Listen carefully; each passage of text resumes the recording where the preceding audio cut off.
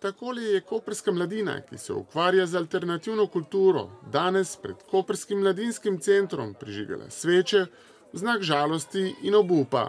Njihov predsednik Marko Brecelj je proti volji večine članov sprejel odločitev, da ključe prostorov, kjer so dolga leta delovali, brez boja izroči občini.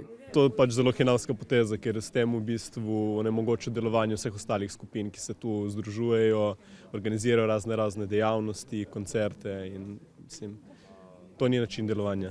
V bistvu je nekako pogreb, ampak mi se vseeno bomo borili še naprej, ker nekaj moramo imeti tudi mi mladi. Zdaj hoče obračunati z nami, ne vem, to jaz tako predstavljam, koliko ga poznam. Marko Brecelj je taka osebnost z močnim karakterjem in je res bilo težko se kdaj z njim kaj dogovoriti.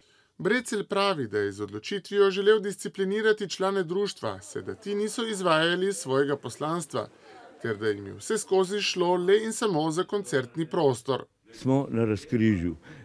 Eni so za razbrecljen prostor, drugi smo za dejavne, ustvarjalne in vztrajne ljudi. Nam gre prav tako gre za sklep vsebin predvsem.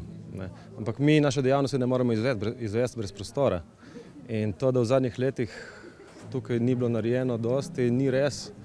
Protestniki, ki so ostali pred zaprtimi vrati društvenih prostorov, so se podali na sedež koprske občine, kjer so preko vložišča županu predali posebno peticijo. Oddali smo izjavo žalujoče mladine in hkrati prošnjo za sestanek z županom.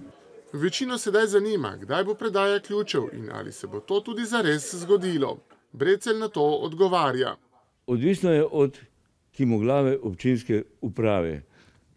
Selimo se neznano kam. Uporni člani društva pravijo, da današnji protest ni zadnji, ter da bodo z aktivnostmi nadaljevali.